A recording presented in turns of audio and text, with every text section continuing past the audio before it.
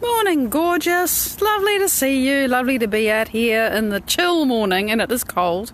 But look what's behind me. Let me show you. Okay, this is autumn. And I still haven't got that branch out of the tree that I couldn't find when I pruned it, so it's sitting there being a bit brown and dead looking. Well, it is brown and dead looking. I had to prune. There you go. But isn't the tree glorious? I mean, one of the reasons why you have a cherry tree is, believe it or not just for the blossom, but for the autumn colour. Good morning, Linda. It's lovely to see you. And so here it is, doing its autumn turning thing. And look, you know, the sun actually is up, but only just. And let me show you the ground, because this is something I always really enjoy, is all the leaves on the lawn. So you got to mow the lawn before they all fall. Hi, Heather! So you can leave them there and savour the colour and the contrast. You know, it's just beautiful. Here we go. I love that. There's just 100 different shots of beauty on this lawn with all the leaves. Small things, but they really delight me. So there you go. Oh, look, here's one that's really red. It's like this little glowing thing. Focus, there we go. Focus is always good. Isn't that fabulous? It possibly looks really pink to you, but it is a proper red. Just depends how the camera renders things. And something else I saw, which is a little delight. This crazy sedum, flowering no less, and it's got a leaf in the middle of its, there you go, in the middle of its dark, well, you know, it's succulent. There's this lovely cherry leaf and it's just glowing. And can you see that the edges of the leaves on the succulent have actually got little hairs on them? It's amazing. Look at that. I think you can see that. It's pretty clear. Good morning, Michelle. Yes, I am outside early. It's almost time to cook dinner. Well, aren't we all doing different times at the same time? You know, I rather love that. I've sort of got used to it now because I communicate globally and I'm used to people being at different times than me. So, yeah, it's lovely out here. It's cold out here, but it's lovely. And by cold, I mean Wellington cold. For some of you, it's like, oh, it's not even freezing, because it's not. But, you know, in Wellington, it's frost on the ground it happens, but, you know, it's, oh my God, there's a frost. And snow is, oh my God, there's snow. So for us, this is cold. So now, today I want to talk about the crazy. Well, at least I want to address the crazy or do something useful with the crazy, right? Because the world is fairly crazy in various places, and well, I want to do something useful about that. And something useful in my book is not to say, oh, how awful the crazy is, because that doesn't really help me feel better about it. And perhaps to put a little context on this, without going into details, on Saturday morning I actually allowed myself to sleep in, which is something I haven't done for a long time, because I love to get up early, right, and go into the unified field and create myself and have amazing experiences, and oh my God, it just keeps getting better and better. But yesterday, 2 days ago, I actually allowed myself to sleep in, which was really nice. And then I lay in bed and I had a real about something, you know, and I was feeling really pleased. I'd spotted a pattern and something that I needed to change, and that was really good. And then my husband updated me, because there's some people that he works with. It's the recycling going on there. Because some people that he works with who are in the States and going through what's, you know, actually living through what's going on there. He had updated himself a bit about it. Hi, Julian! And because really he's my news filter, he knew that I needed to know. So he told me a little bit about what's going on there. And it was kind of like dropping a bomb in my consciousness. There I was in my happy space, and it's like, oh, geez. So anyway, conscious that the world is going quite crazy for a fair number of you in various ways. And whereas by, you know, stark, crazy, what the hell is this contrast? Life here is, you know, it's like, I don't know if it's today, but we're sort of going to COVID level alert 1. So it's all sort of resolving here, and it's like, how can this be happening on the same planet? But it is, right? So that's the context. I'm thinking, and of course, I put this post together on Friday night, but it's kind of appropriate because there is crazy happening around the place. And how do you deal with crazy when you know that getting involved in the crazy and contributing to the crazy is not actually helping?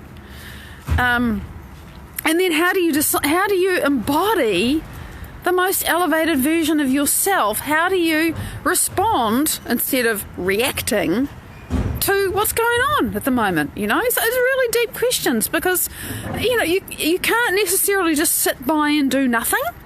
But you really have to ask yourself, what's the most elevated and appropriate response to all of this? So that's my sort of thought. And I know I've said it before, but it just feels important to say it again because it's very easy to forget when everything is just mad that change involves chaos. Yeah, it does. And if there's something big that has to change, it's going to be chaotic when it changes.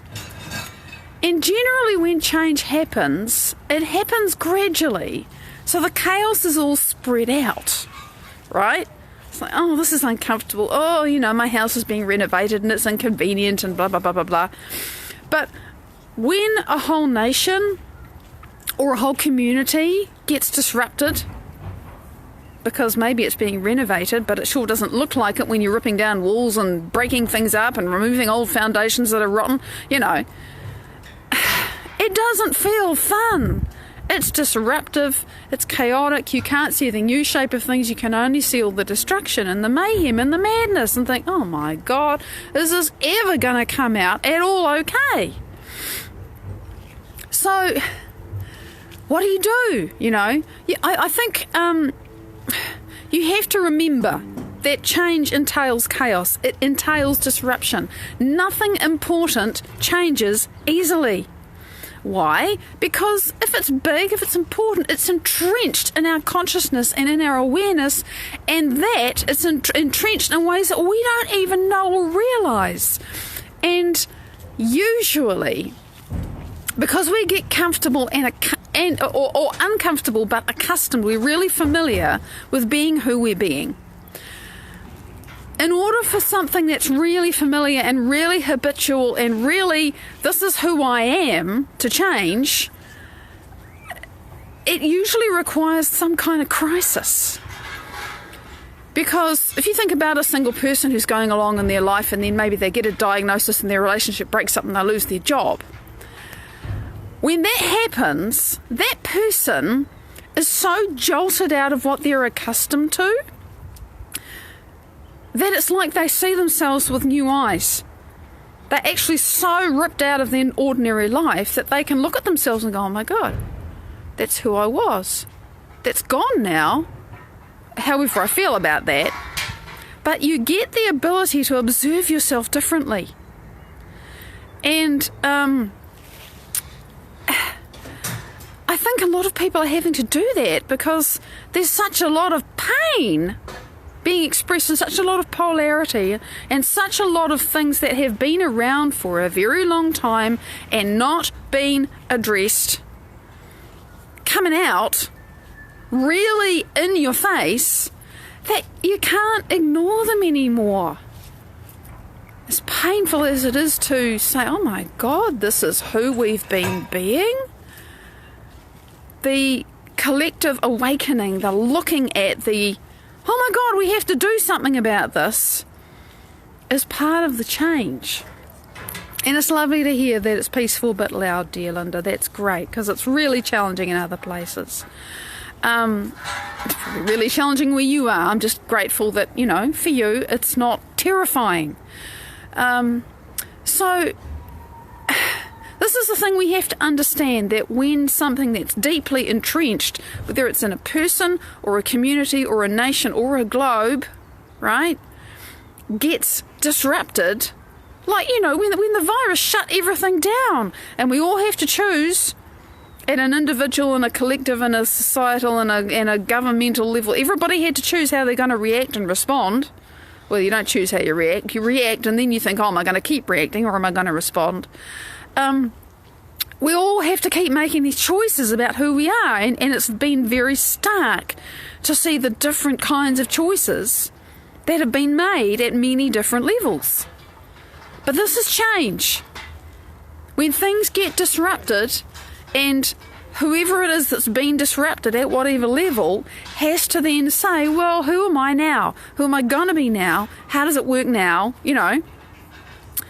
And you've got to understand that that is the pattern. That is the hope in the chaos and the mayhem, is that we have this opportunity to create something different.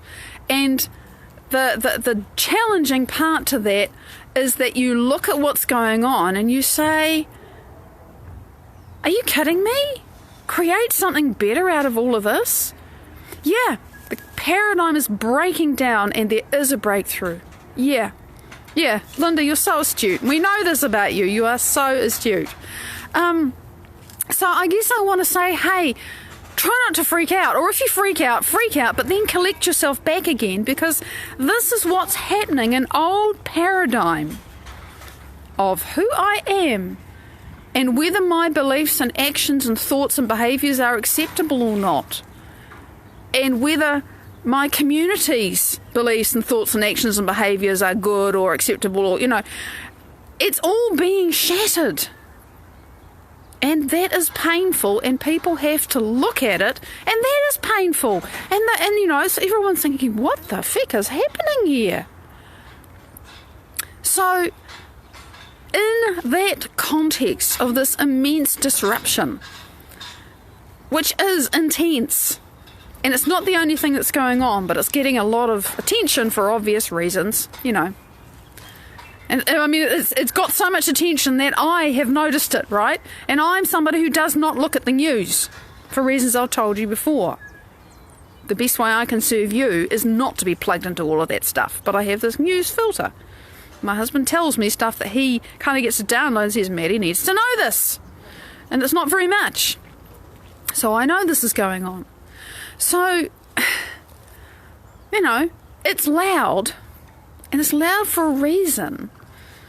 It's loud because there's a consciousness that's been on planet Earth that's currently really obvious, which we're all having to address, and we're all having to choose who we are and how we respond to it, and how we're going to make some future decisions, and how we're going to align ourselves, and how we're going to show up, and that's the greatest service that anybody can give. And I know you're in this space listening and playing and exploring and doing stuff with me because you're interested in this. This is not a time to get what am I saying? I got to rewire that. Got stopped mid-sentence. This is not a time to join in with the general mayhem. This is a time to realise that despite how insane it looks, there is a pattern and there is something wonderful. There's a paradigm shattering, which means there's a new one breaking through. And then to align yourself with that and tune into that and start to live that, so that you then become a guiding light. You then become a steering, a direction for other people to follow. Because if you are the strongest energy, if you are the most coherent, or at least the most aware, I mean, everyone's going to lose it from time to time, right? But if you have awareness and you allow yourself to embody that and to think, well, hang on a minute, what's the most elevated, what is the most loving and appropriate way that I can be today? Forget tomorrow, just today. What's the best version of me that I can be today in this context right now? That's the greatest service you can give to anybody, and it's also the greatest service you can give to yourself. Because if you keep showing up as the best version of you, you have to work out what that is. And working out what that is actually a huge gift to give yourself. Because so often we wander around and we don't really know who we want to be. We're just on automatic, right? But the disruption forces us out of automatic pilot. You can't stay in automatic pilot when everything's insane. You have to wake up. Hi, Jen! If you like, I guess I can say I think the United States is getting a wake-up call. But I don't think it's just the United States. I think we're all getting a wake-up call. Because, it's not over there. We're all connected. So we're all having to deal with this big change, this big shift. Melody, good morning, beautiful. It's very challenging, but it's also something we've all been waiting for. As much as what you mean this is consciousness elevation? Well, look at it this way. If there was no disagreement to that old mentality that has been demonstrated so powerfully and so poignantly, would there be any upset? Or would everyone just say, oh, well, that's what happens, it's okay? You see, it doesn't shift until there's a significant difference between this is how we always do things and shit, no, this is not how we always do things.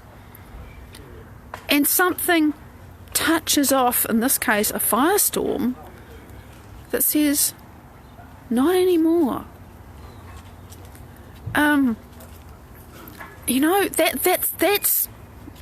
That's what's happening. So to stand in the middle of that and to realise that beyond the explosion, beyond the firestorm, which is what I've been thinking about it, but not in a bad way, it's like it's burning crap off. Just beyond what you can see and hear and sense and all the machinations and the Machiavellian stuff and, and all of that bullshit, beyond all of that, there is a new paradigm and a new consciousness that is literally looking for cracks to seep into human awareness. It's like water into dry soil, and your awareness can be one of those openings. So instead of putting your awareness on all the crazy and trying to work out how it's happening and who the players are and, all that stuff, which is very easy to do if you're looking at the media, see why I unplug. This is why I unplug. And everybody needs to do what's right for them because, sometimes you need to be informed because it affects you. Instead of focusing on all of that, can you tune into this new consciousness that's coming in? Can you tune into the compassion? Can you tune into the awareness of equality? Can you tune into the consciousness that is much more about oneness and connectedness and doesn't see physical differences, but sees a person, sees an expression of the unified field wrapped up in a body? Can you tune into that? So I'm just going to check my clock because that's really what I want to do. We've got to do this quickly. We've got about 3 minutes. Bloody hell, Maddie, you talk too long. But I guess, I needed to get there. So I've been talking about it, so let's just tune into this. Put your awareness in your heart. We do this a lot, right? Put your awareness in your heart and just breathe in and out of there. Remember, you can breathe in and out in all directions, and that's a lovely thing to do, and you've been practicing this, so you're getting better at it, right? So breathe in and out of your heart. Just keep your awareness in the centre of your chest and breathe in and out. And you can make your breath longer and a little bit deeper, but easy, easy, easy. And as you breathe out in all directions, remember that there is a unified field of limitless potentials out there, and as you open your awareness, you allow yourself to connect with it. Oh, that's good, I can feel it. Let your awareness open out. Let your awareness open out. And as you breathe in, let that awareness come to you. And just start to have the intention that this elevated consciousness that is finding its way to us, and that you're saying, hey, I'm willing to be one of those little cracks in the dry soil where the water can get in the first time. I'm choosing to let that awareness come to me. And you're just breathing it in, you're breathing it out, and you know what it looks like. Maybe you know what it feels like. It feels like love, some form of it. Just allow that to happen. Breathe it in, breathe it out. And realise the more you pay attention to it, the more you make it real. The more you make it real in you, and the more you make it the vibration that you carry today. The more you make it the energy that informs your heart and guides you and inspires you. So just breathe it in, breathe it out, let it be you. Become more of it. Let it embody in you. Let it consume you just a little bit. Imagine it filling up your cells as you breathe. And imagine it glowing out of your energy field as light. New consciousness. See, you can embody that. It's very simple. But you're changing your focus, you're changing your awareness, and you're changing your state of being. And you're saying, okay, I'm going to embody this new consciousness today. I'm going to be the person that I want everyone else to be. I'm going to be the strongest voice. I'm going to be the most coherent energy. I'm going to hold the most love that I can. And that doesn't mean ushy-gushy people get to walk over me. It means I get to be the most elevated and appropriate person that I can be, most of all to myself. Because if I love me, I'm going to love everybody else anyway. So let me do that. See, we can do this. We can do this. It's quite simple. It doesn't mean that it's easy when life is challenging, but when you can shift your focus, you can choose who you're going to be and how it's going to work. And you can do it by putting your awareness in your heart and choosing what consciousness you breathe in and out. That's who we are, see, that's what we can do. And that's what I wanted to say. Don't focus on the crazy. Pay attention to the new paradigm that is coming through, because it is. Connect with it and let it be you. And let yourself live that today, because it's going to feel good to live that new consciousness. Let it guide you. Because it's you anyway. It's your future self saying, hello, can I come and be your present self now, please? That's how it works. Big love. Thank you for sharing with me. See you tomorrow. Bye-bye.